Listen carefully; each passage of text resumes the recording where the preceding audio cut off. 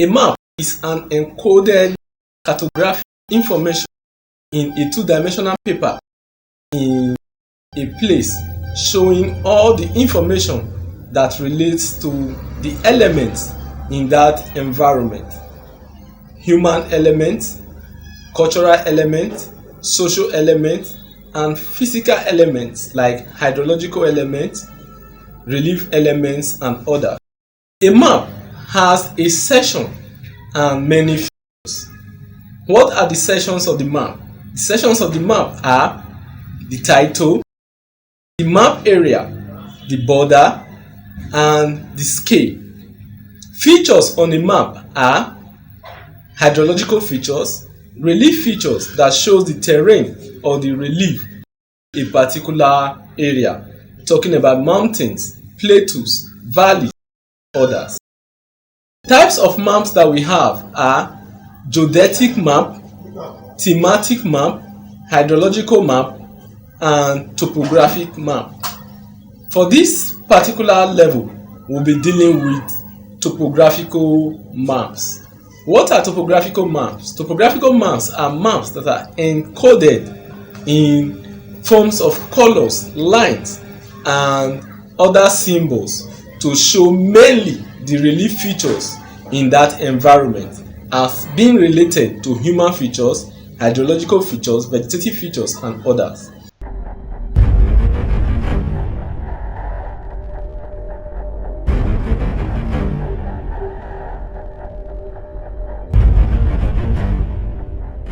Hi everybody. Today we're going to take a look at topographic maps, and I'm going to teach you how to read them, and we're going to go through some of the rules that will help them make sense.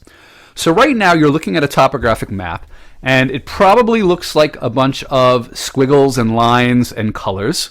It probably does not make too much sense to you. Here's another topographic map. Same thing. Probably just looks like a bunch of brown squiggles with some other colors thrown in there. By the end of the video, hopefully you're going to be able to look at a map like this and you're going to be able to see the topography or the shape of the land.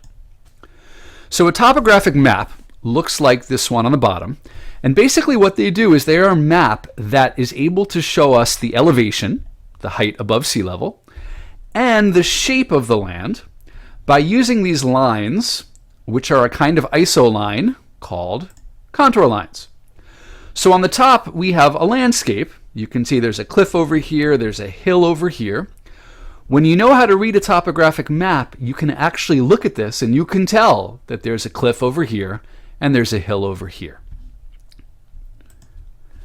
Topographic maps have certain features that you will always see. So let's go through 4 of those features. The first thing you're going to have to figure out is what the contour interval is. When you look at a topographic map, you'll notice that not every line is labeled. For example, this map, we have 300 labeled and we have 400 labeled. Those lines are a little bit darker than the surrounding lines. Those numbered lines are called index contour lines. The reason they only label some of them is because we don't want the map to be too confusing. We don't want to have numbers everywhere. So the first thing you have to do is figure out what the contour interval is. In other words, what is the difference between each pair of lines? Now, sometimes they'll tell you the interval in a key under the map, but more often than not, you're going to have to determine it yourself. So if we start with this map over here, again, we have 300, and it's either meters or feet or kilometers. We're not sure with this map because it doesn't tell us. But we have 300 here, we have 400 here. So our task is to figure out what the contour interval is. What are we going to count by to get from 300 to 400? Now, hopefully, you're looking at this and you're realizing, well, it's a difference of 100, and it's spread out over 5 lines. So 100 divided by 5 is 20. So for this map, the contour interval would be 20 units. So by units, we mean either miles or kilometers or meters. Let's take a look at this top left map over here. So we're going from 10, and then we're skipping a line. It's not labeled. Then we're going to 20. So that one's pretty easy. We're counting by 5s. Okay.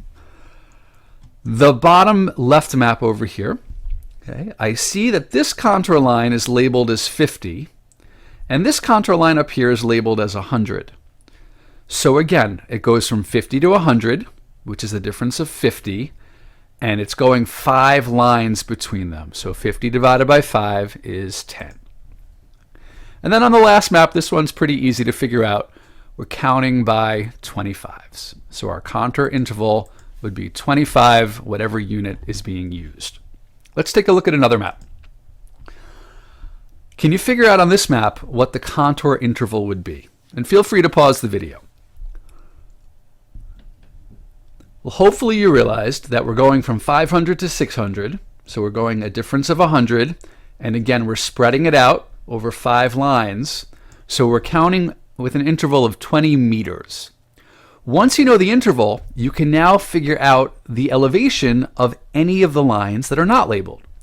So for example, line A, right over here, if we're counting by 20s, this line would be 540 meters.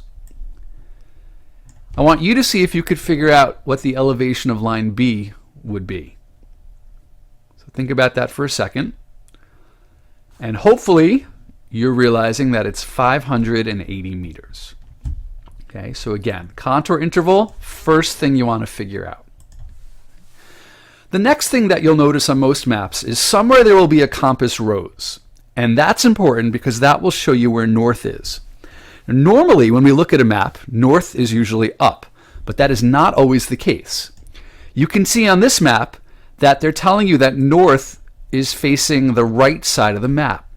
So north is really here, and then south would be over here. So you want to look at the compass rose, you want to figure out where north is, where south is.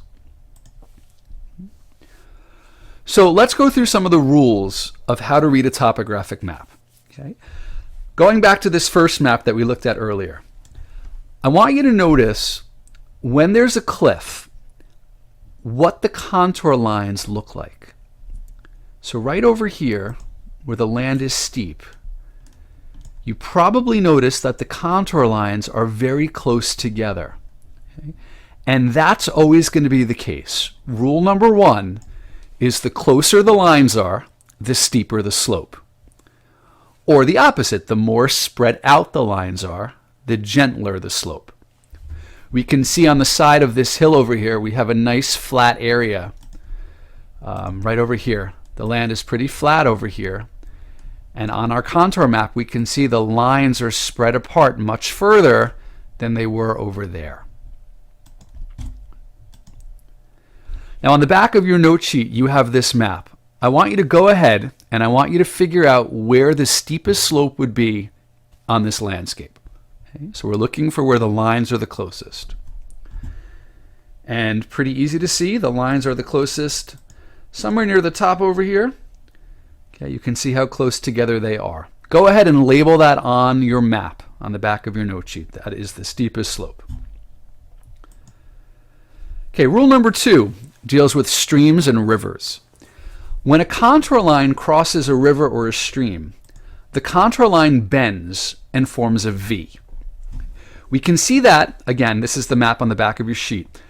We have this Mill River over here, and we can see that when the contour lines cross the river, they are bending and they are forming V's. You always want to look for the V's because the V's will tell you where the water is coming from. Okay? So the tip of the V shows you the source of the water. So in this case, the water is coming from over here. This would be the source. And so the water is traveling from this bottom edge of the map. Okay? The river is flowing this way, okay, towards the ocean. And it eventually goes into the ocean, and that would be called the mouth of the stream or the mouth of the river. Let's practice that skill a little bit. That's an important skill. Let's take a look at this map. I want you to see if you can figure out which way Long Creek would be flowing. All right, so hopefully you notice the contour lines are bending, they're forming V's. And again, the tip of the V shows us the source of the water. So Long Creek is basically flowing towards the south, slightly west, so southwest or south. Here's another one. Let's look at Trout Stream over here. See if you can figure out which way Trout Stream would be flowing. All right, again, we look at our contour lines. They are bending, they're forming V's. The tip of the V shows us the source of the stream. So the water is coming from here, and it is flowing down this hill into the river. We can see the same thing when we look at the river. If we look at Cedar River, we have this one contour line here that forms a V. So we know the river is flowing this direction towards the lake.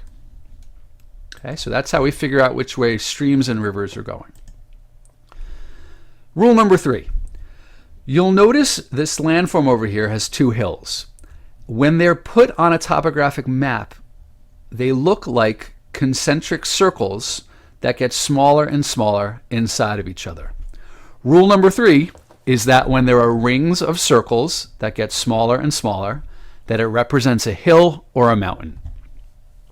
So let's look at the map, again, that's on the back of your sheet. Let's figure out how many hills there are. Okay. So I see one over here. So let's go ahead, let's label that somewhere. If I click, there we go. So there's a hill. Can you find any others? Well, you should. There are two others. We have one hill over here where there are circles inside of circles. We have another one over here. This area down here on the bottom right-hand corner is not a hill because it has these little marks on it, which we'll get to in a couple of minutes. Okay, so again, anytime you see circles within circles, it is a hill or a mountain. Okay? Now, what we have to do is we have to be able to figure out how high the top of the hill or the mountain is. So to do that, what we would do is we would look at our map and we'd figure out what our contour interval was. Now, we looked at this one before. So we know that this one's counting by 20s. This top contour line is 400, which means the top of the hill has to be higher than 400, but it's not going to be as high as what the next line would be. So the next line, if there was one, would be 420. So the top of this hill is somewhere between 401 and 419 meters, or whatever unit it is. So again, it can't be 400 and it can't be 420. It's got to be in between. How about on this map? Well, again, we're counting by 20s. So if this top line is 600, it means the top of the hill has to be somewhere above that, but lower than what the next line would be. So it's got to be somewhere between 601 and 619. Okay? So rule number 4 says the highest possible elevation of a hill is just below the value of whatever the next contour line would be, if there was a next contour line. Okay, so let's figure out what the height of these hills. Okay, so let's start with this one over here. So this contour line is 300. So let's figure out what we're counting by. So here's 200, here's 300. So we're counting by 20s. So if we come up the hill, so this is 300, 320, 340, 360, 380. So this small loop is 380, which means the top of the hill has to be somewhere between 381 and 399. It can't be 400, because if it was 400, we'd have another line there. So the highest it could possibly be is 399 meters. If we take a look at this hill, we could figure out the same thing. We could figure out the same thing down here. Okay. So in this case, here's 200. So the circle where letter Z is, that's 220. The next line would be 240. So the elevation can't be that high. It's got to be underneath that. So the highest would be 239. All right, moving on. Rule number 5. Sometimes we don't have a hill. Sometimes the land dips down and forms a depression. So this is the top of a volcano, and there's a crater up here. That's a depression. On a contour map, we show depressions by using these little marks that are called hatchers or hatch marks. So again, we'd find these where there's a volcanic crater, or maybe a meteor hit the Earth and left a crater. So on your map, we see that right over here, we have a depression. So these little hatcher marks tell us that the land is going downwards. Okay? Now, the last rule, the sixth rule, tells us how we would figure out how deep the bottom of the depression is. Okay? So the first part of the rule says that when you're at a depression, the first hatchered line, so the outer circle, has the same elevation as the previous contour line. So in other words, this line over here has an elevation of 120 meters. So our first line with the hatcher marks is also 120 meters. Then what we do is we start to go downwards. So if this is 120, it means the next line is going down by 20, so it's going to be 100. To figure out the deepest that this depression could be, what we do is we say, all right, if there was another line, what would that be? So if there was another line, it would be 80, but that line's not there. So this depression can't go down to 80. So it's got to be a little bit higher than 80. So the lowest possible elevation is just above whatever the next contour line would be.